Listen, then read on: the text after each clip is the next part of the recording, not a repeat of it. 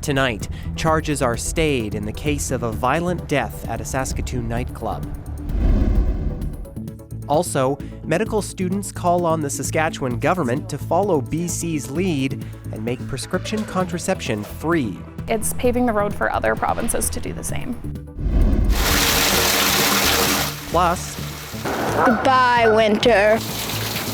The spring warm-up brings joy and headaches to people across the province. This is CBC Saskatchewan News.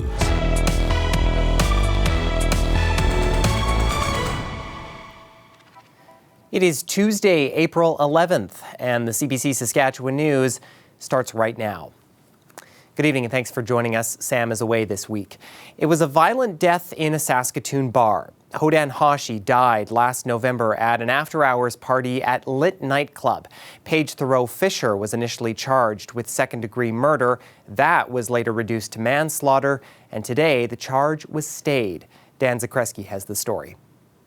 Paige Thoreau-Fisher said from the start that what happened at this nightclub back in November was self-defense, despite what the graphic video of the fight might have suggested. Hodan Hashi died November 5th during a fight with Thoreau-Fisher. It happened at an after-hours party at Lit nightclub. Partiers at the club caught the fight on their cell phones and uploaded it to social media. The videos show the two women grappling and then wrestling on the floor. Moments after hitting the ground, a large pool of blood appears around Hashi's head. She dies minutes later. Thoreau-Fisher was initially charged with second-degree murder, but that was reduced to manslaughter.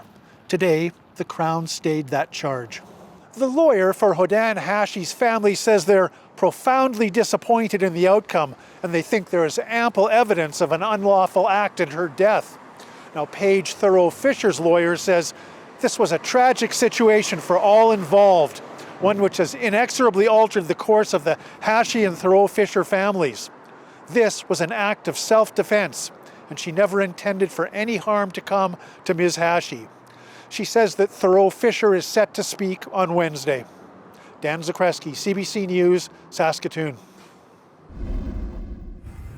And Saskatoon police have now laid charges after this assault took place in the parking lot of Sask Health Centre last week. It happened after a playoff game between the Regina Pats and Saskatoon Blades. In the video, a man appears to kick a parking attendant and throws the attendant's traffic baton. Police say the 63-year-old turned himself into police yesterday, where he was arrested and charged with assault. A trio of Western premiers are blasting Ottawa for comments made by the federal justice minister. David Lametti told the Assembly of First Nations earlier this month he would look into potentially rescinding the 1930 Natural Resources Transfer Act, the document that gave the Prairie provinces administrative control over natural resources. Premier Scott Moe is among those condemning Lametti's comments. Meanwhile, First Nations groups have hope as they believe the act infringes on their treaty rights. That was an illegal document, and it has impacted First Nations in such a negative manner that many of our First Nations live in poverty. Many of our First Nations live in a place where there's very little opportunity to succeed through employment or education. And we have a good working relationship with Chief Cameron as well as tribal chiefs from across the province. It doesn't mean we agree on every point, but most certainly we're going to continue to work together. However, we will not agree on opening up or changing the Constitution as it pertains to the natural resources that ultimately have been deemed under the full and complete control of the provinces. The federal justice minister tried to clarify his remarks on Twitter today. Lametti says he did not commit the federal government to reviewing areas of provincial jurisdiction, including natural resources. This month, British Columbia became the first jurisdiction in Canada to make prescription contraception free. And as Kendall Latimer reports, some people in Saskatchewan want this province to follow suit. Saskatchewan medical students are calling on the government to cover the cost of birth control. To implement prescription coverage of contraception in order to reduce barriers of access to majority of our population and therefore better the lives of each individual patient, but also the state of our province. BC began providing universal coverage on April 1st. In other provinces, some politicians say they'll do the same if elected. In Saskatchewan, advocates say it's a big problem that people can't afford birth control. IUDs can cost $400 up front, whereas the contraceptive pill can be $20 to $30 per month, which is $240 per year. They also say coverage for birth control would be cheaper than covering the cost of an unplanned pregnancy. In Regina right now, a termination of pregnancy costs $2,200 for the healthcare system, which is rightfully covered by our government, but it is quite a stark difference, whereas a live birth without any complications costs our healthcare system around $8,000. The Saskatchewan NDP has also been calling for change. The politicians started a petition for universal coverage more than a year ago. So far, we've heard nothing but crickets from the government around this call to action. Not only is this something that is very much needed for promoting and advancing reproductive rights, which are human rights, but it's also a wise economic measure for the government to be taking. But the Sask Party government has no plans for change. The health minister says the existing model is good enough. We do support a lot of contraceptions through either distribution of condoms through community-based organizations, or if there is people that are on supplementary health benefits, that's another option for them, for people that are having some financial challenges. The medical students say the current model does not go far enough. And having condoms rather than the IUD or the pill, it doesn't place the autonomy and control of reproductive health in the hands of the person that has the uterus. The students say they won't stop pushing for change, hoping to improve access to healthcare and make a difference in the community. Kendall Latimer, CBC News, Saskatoon. Avian flu has had a serious impact on birds, and while the disease doesn't pose a big threat to humans, vaccine researchers here are working on solutions to combat it, just in case. Sam Sampson has more. You won't find leftovers here. Instead, tools for research, dealing with a creeping influenza concern. We have seen this contemporary H5N1 virus been circulating in the world, and now it seems this virus has gained ground in North America. H5N1 has killed or infected more than 7 million birds in Canada since 2021. Recently, mammals have died from it, including someone's dog in southern Ontario. It died after chewing on a dead goose earlier this month. The threat to people continues to be low. But I see the urgency of developing vaccine. That's what's going on here, developing vaccines for birds and humans. Yan Zhou's team looks for pieces of the virus that this team can test on. The Saskatoon scientists are developing a series of vaccines against different strains of bird flu in case of virus mutation. We're not only trying to prevent the next human pandemic, but also pandemic in our agricultural species. At this point, Alison Kelvin says Canada's poultry industry is most at risk, which translates into economic worries. When one bird on a farm gets H5N1, the entire population may have to be culled. So the devastation it's twofold. It's one, the amount of the death and destruction that you're confronted with in the barns, and then there's the reality of you got to clean this mess up. Jelmer Wiersma says a vaccine preventing that experience would be great, but the challenge is finding the right combo. If it was in a method that didn't get the birds sick, we were still allowed to export, it has to tick all the right boxes. The Canadian Food Inspection Agency says it's developing vaccine policies with the poultry industry right now. Health Canada says it has contracts with manufacturers to quickly secure lots of human vaccines, should that be necessary. Sam Sampson, CBC News, Saskatoon. The Saskatoon Blades faced off against the Regina Pats last night in Game 7 of a very exciting series. It was the final game in the Western Hockey League's first round series between the two Saskatchewan teams, with the Blades coming off a 101-point season and the Pats home to prospective #1 NHL draft pick Connor Bedard. It was destined to be a good game, and in the end, it was the Saskatoon Blades fans who came out happy as their team won 4-1. They were able to play poised in real tough situations, like a scoreless game through, most of the first 40 minutes. The Pats cut that 2-0 lead to 2-1. That's pretty tense. But they survived that too. Scored to make it 3-1. the crowd. They fed off the crowd. I think they checked a lot of boxes and opened some eyes around the Western Hockey League the way they handled the adversity in Game 7. The Blades now face the Red Deer Rebels in the second round. They've won 3 of their 4 games against the Rebels this season. Okay, now this is more like it. We saw a nice warm-up over the Easter weekend, and it has spilled into the work week. People and geese have been taking advantage in Saskatoon today, and they may soon be able to get back on the water as the South Saskatchewan is melting nicely too. But as for how long this is all going to last, Heather Morrison has the answer in her forecast when we come back.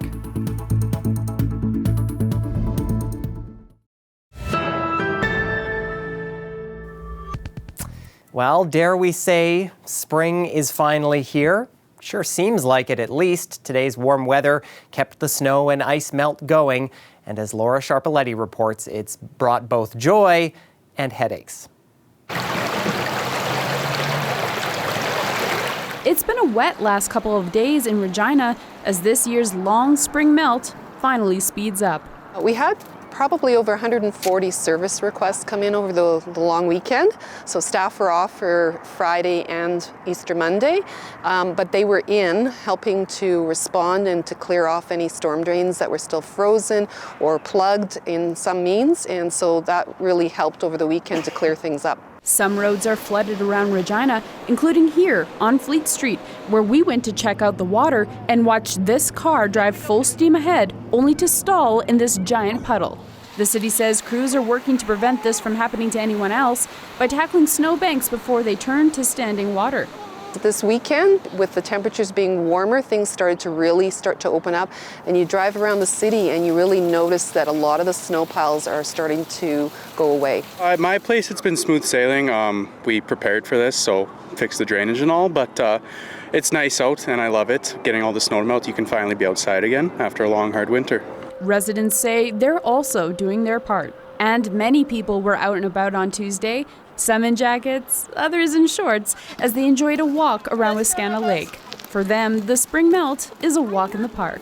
It feels good today, like in the weather, and I'm happy summer's coming. One thing's for certain, Regina kids are ready for summer clothes, summer weather, and summer sports. Goodbye, winter. Nice seeing you. Laura Sharpaletti, CBC News, Regina. This weather update is brought to you by Crestview Chrysler Dodge Jeep Ram, proud member of the Capital Automotive Group.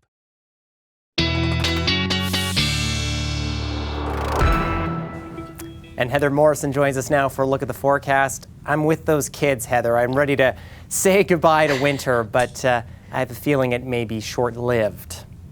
Well, it reminds me of when I was a child and my parents would give me a shovel and they'd say, okay, kids, go help spring along. And our job was to clear those drains. But as you said, we've taken 2 steps forward when it comes to spring. But unfortunately, we're going to take 1 step back. Let's start with what we're looking at for current temperatures here in the province. Now, it was a very nice day, particularly in the southern region. Estevan sitting at 17 now. They made it up to 22 degrees today. That is 11 degrees above normal. But most of the southern region was about 7 or 8 degrees above normal. The middle range, the central part of the province, was about 1 to 2 degrees below normal for this time of year. And then it was about seasonal for the north, but this is all going to change. So what's been happening here as we move over into the upper atmosphere? Let's take a closer peek. So as you can see, we've got most of the province sitting in this trough in the upper atmosphere, but we've got just that southern spot. See Estevan there in that little bit of yellow? So they've been sitting in the other side of this ridge, and we're going to just go ahead and push that through overnight. Everybody's going to be taking a big dip in temperature, and that's because we're going to be moving into this trough. And as you can see, it's going to be sticking around at least for a couple days in these cooler temperatures. So what does that mean? Well, we're going to see a drop tomorrow, about 7 or 8 degrees in the southern region, and we're going to be even 1 to 2 degrees cooler still in the central part. And then in the north, we're going to be about 4 or 5 degrees. So we've got also this system. So take a look here in Alberta. So as you can see there, we've got this big messy system that's been bringing big winds, lots of mixed precipitation. It's got an arm that's been stretching over the central part of our province for most of the day. And as we head into the overnight, you can see this big system moves over and takes over the central part of the province. Now, the nice part about this system, it mostly clears overnight, and tomorrow we just have these scattered pockets of mostly rain, a little bit of mixed precipitation up there in the north. Now, we also have wind. Right now, this is what we're currently looking at. As you can see there in the south swift current, a little bit gusty, but tomorrow and overnight, that's when we're really going to see the wind move in. Now, those 90-kilometer-per-hour wind gusts that Alberta was getting, we're not getting those. As you can see, Saskatoon about 50 overnight, and then it will die off throughout the day tomorrow, but it is going to be gusty when we wake up tomorrow morning. In Regina, here's your 7-day forecast. So as you can see, you're going to be about 4 degrees cooler tomorrow, and then it drops down, and then finally we get in ourselves a better position in the upper atmosphere by Sunday, and we can get back to those more seasonal temperatures. And Saskatoon, very similar story, but we've also got that wind really pushing through on Wednesday, and then on Thursday here we have got 10 degrees and breezy, and we're just sticking around there until finally we can pop up. So we're still going to be melting snow, Ethan. It's just not going to be as warm as we want. Yeah, one sure sign of spring, it warms up, and then, of course, the wind. We got to pay for it somehow, I guess. Spring in Saskatchewan, anyways. There you go. Thanks so much, Heather. Thanks, Ethan.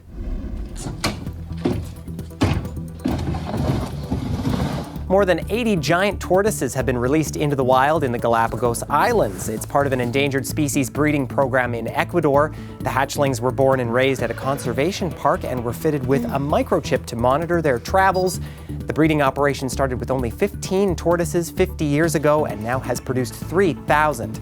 We're back after the break.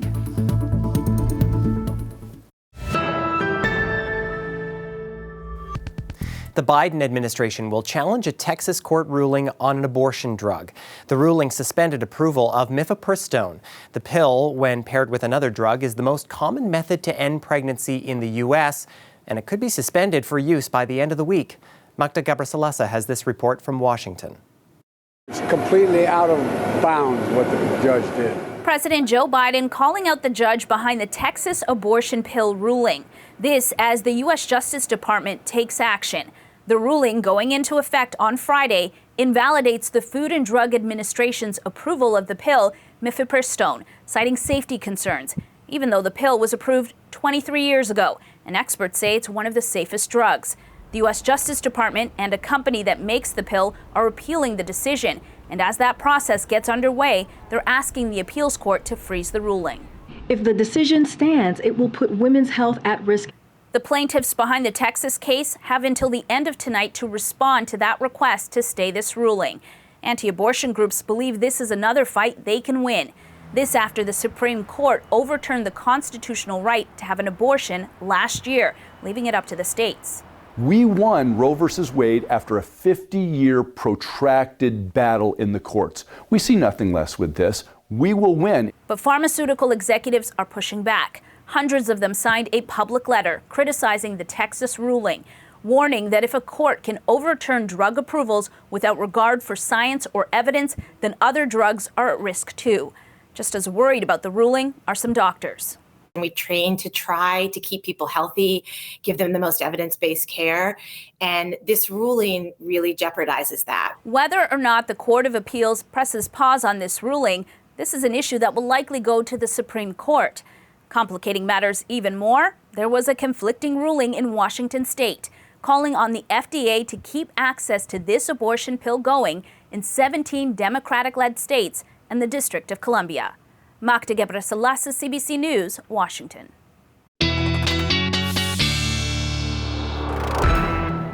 And Heather's back with one last look at our forecast. Yes, Ethan, let's take a look at what we're in for overnight in the province. So as we said, that system from Alberta is going to be moving in. Here's how it's affecting Regina. So as you can see, dropping down a little bit, got a 40% chance of rain overnight, but look at that wind, west 27 with those gusts up to 41. And into the morning, that's where we see the temperature drop down and that wind really pick up, gusts up to 50. Nice thing is you get the sunshine there in the south, and it's just going to be a bit of a cool day. So you're looking about 6 or 7 degrees as the high tomorrow, but you got that wind not dying off until the evening. Saskatoon, very similar story, getting cool overnight and lots of wind moving in. We're also expecting that there may be some precipitation tomorrow as we move on. So Ethan, that's your look at your weather forecast. It's not what we want, but you know what? It's going to be picking up by the weekend again, I promise. There we go. We'll take it. Thanks so much, Heather. You're welcome. And finally tonight, the Lakota language has very few speakers left in Saskatchewan. In all of Canada, there's only one Lakota community, Wood Mountain, southwest of Regina near the U.S. border. And it's home to the only remaining fluent Lakota speakers left, who are now in their 80s. Louise Big Eagle brings us the story of one of them. 84-year-old Heartland Goodtrack is one of the last fluent speakers of the Lakota language. He grew up at Wood Mountain Lakota First Nation, the only Lakota community in Canada. Goodtrack's mother gave birth to him in 1938 at his grandparents' home. His grandmother delivered him and raised him. My grandfather was telling me how it happened. He was outside working with his horses, and she carried a baby to him and she said, "Wayaka hokshila lacha, ichach uyin ha, ichach ha." That means, look, it's a little boy. We're going to keep him and we're going to raise him, and when he grows up, he'll look after us. The Wood Mountain Lakota First Nation members are the descendants of the Sitting Bull tribe, a proud history that Goodtrack learned about along with his language. I didn't go to school till I was 80 years old. They finally got me a horse to ride to school. And that's how I learned to speak English. Goodtrack and his wife Evelyn have been married for 54 years. She doesn't speak Lakota, and he regrets not teaching his daughters the language. He says there are a few people left who can speak it. But it was completely lost. Since the old elders died, they're gone last 30 years, 30, 40 years. One time you go any place in a reserve, everybody was talking Lakota. A few years ago, Goodtrack was asked by the File Hills Qu'Appelle Tribal Council to help with this Lakota app. His daughter Roberta, So'owashte, has also found online classes. In terms of language revitalization for myself and for my children and grandchildren, I've immersed myself in learning online through online languages with the University of Minnesota. And it's free and it's accessible to anyone around the world. Sha is red. To is blue. Z is yellow. Like her father, she's worried the language will be lost. Ska is white. It's sad, right? And so you want to give him exposure and for him to share his knowledge about the language. So every language has a spirit, and that's the first thing we learn, right? It's the spirit of the language, and it's the sacredness of the language, and that we have to embrace that. And so you learn it with prayer as well. And I truly believe that prayer and language go hand in hand. So she's trying to learn it, and her father appreciates the effort. I hate to leave it behind when I'm gone. Some of my grandchildren should learn. He has hopes his daughters and grandchildren will carry on the Lakota language. Louise Big Eagle, CBC News, Stand in Buffalo, Dakota Nation. And that is it for us tonight. For news anytime, you can head to cbc.ca/Sask or subscribe to our CBC Saskatchewan YouTube channel. Heather and I are back with more at 11. Thanks for watching. Have a great night.